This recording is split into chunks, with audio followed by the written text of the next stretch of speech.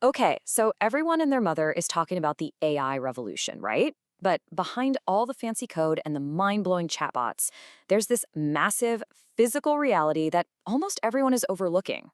Today, we're going to pull back the curtain on the secret link between the AI boom and a powerful and, yeah, kind of controversial energy source. All right, here's the game plan for today. First up, we'll look at AI's insane appetite for energy. Then, we'll dig into why our grid is just not ready for it. After that, we'll see why nuclear is making a huge comeback. We'll crunch the numbers on the investment case, and then the big finale, our verdict and recommendation. Let's get into it. All right, let's kick things off with Section 1, AI's unseen energy problem. We're calling this the hook, AI's hidden power cord. So let me ask you this. What do you think truly powers this whole AI revolution? Seriously, think about it. It's not just fancy code or clever algorithms. Nope. At its very core, it's electricity. And I mean a ton of it. Every single time you ask a question, every time a model gets trained, all of that happens inside these giant data centers that are just guzzling down an unbelievable amount of power.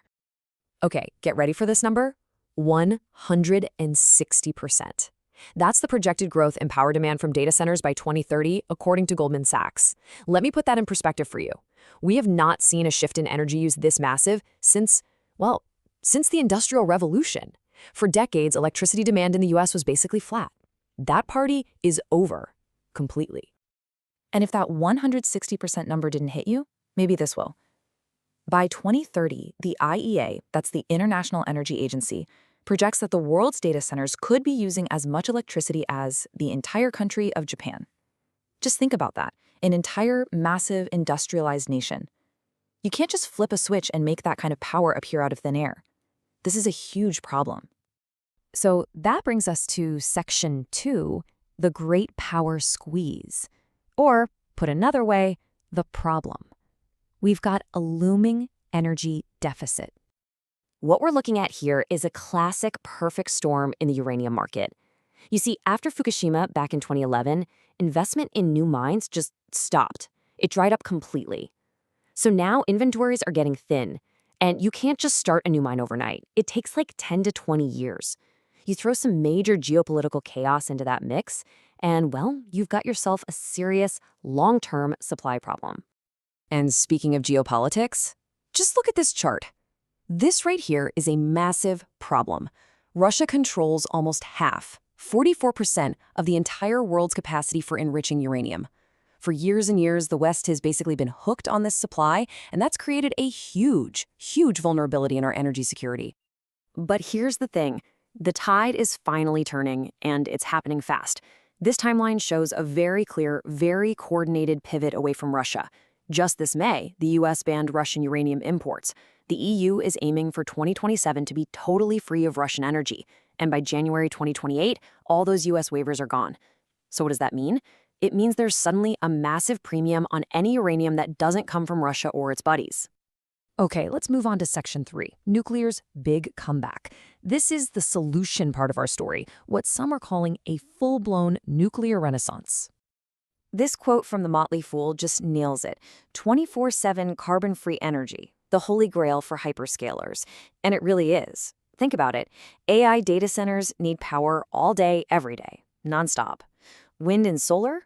They're great, but the sun doesn't always shine and the wind doesn't always blow. For these huge tech companies that have to hit their net zero goals and need rock-solid, constant power, nuclear is literally the only thing that checks all the boxes.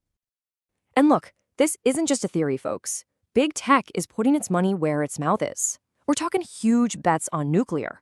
Microsoft is helping restart 3 Mile Island. Yeah, that 3 Mile Island. Google is doing the same with a plant in Iowa. And you've got Amazon and Meta scrambling to sign deals to lock in nuclear power for their data centers. The proof is right there. And it's not just a corporate thing either. This is a global policy shift. 31, that's the number of countries, including the US, that stood up at the COP29 climate conference and pledged to triple their nuclear energy capacity by 2050. I mean, the momentum here is it's undeniable. Okay, so the big picture story is pretty compelling, right? AI needs a boatload of power, and nuclear seems to be the answer. But what does that actually mean for you as an investor? Let's get into Section 4 and really analyze the investment case, looking at the good, the bad, and the ugly. First things first, just look at this chart. This is the price of the raw material, uranium. It has been on an absolute tear. And this isn't random. It's a direct reflection of everything we've been talking about. The market is getting tighter and tighter. This is what happens when demand starts to seriously outrun supply. Now, this chart is really interesting. This shows us what the big dogs, the utility companies, are up to. See, they're not just buying uranium for today. They are scrambling to sign long-term contracts, locking in their supply for years down the road. That's a huge signal that they believe these high prices aren't going anywhere. So, how do you actually play this? Well, it's not just one thing. You've got options. You could go with the established miners like Cameco, which is basically the top dog in the West. Or you could look at the utilities that actually own the power plants, like Constellation. They have the biggest nuclear fleet in the US. Then there's the picks and shovels play with equipment makers like GE Vernova. And if you've got a bigger appetite for risk, you could look at the developers like Denison Mines, the guys trying to find and build the next big mines. But, and this is a big but, this is absolutely not a risk-free bet. The uranium market is famous for being incredibly volatile. We're talking massive boom and bust cycles. And for those developer companies, it's all about execution. They have to jump through enormous hoops to get financing, permits, and then actually build these incredibly complex projects. One little delay can totally tank their stock. All right, so we've laid it all out. The crazy demand from AI, the supply crisis, the geopolitical chess game, and the very real financial risks. It's time for our final section. Let's put it all together and give you our verdict. So after weighing all the evidence, we've come to a clear conclusion. The verdict is a buy. Our analysis points to a really strong investment case for the whole nuclear energy sector. We genuinely believe we're just in the early innings of a long-term, durable super cycle here. And what that means is a long period of growth, all driven by a fundamental structural shift in demand. So let's just quickly recap the whole thesis. It really boils down to 4 simple steps. 1, AI is driving this unprecedented, non-negotiable demand for power. 2, the world is shifting away from Russia, which creates a big price premium for Western uranium. 3, we have a massive supply deficit from years of underinvestment, which means prices have to go higher to get new mines built. And 4, you put all that together, and you get the perfect recipe for a powerful, multi-year supercycle for the entire nuclear sector. But I want to be crystal clear about the single biggest risk here. It's execution, plain and simple. For this whole supercycle to play out, the companies involved have to actually deliver. They've got to deal with mountains of regulations, fight legal battles, raise billions of dollars, and then build these things on time and on budget.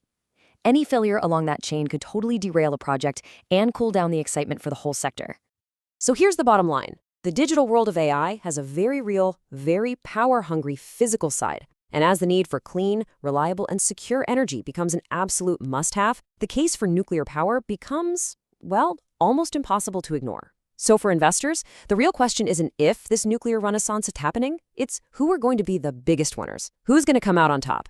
Thanks for tuning into this explainer, and don't forget to subscribe for more deep dives like this one.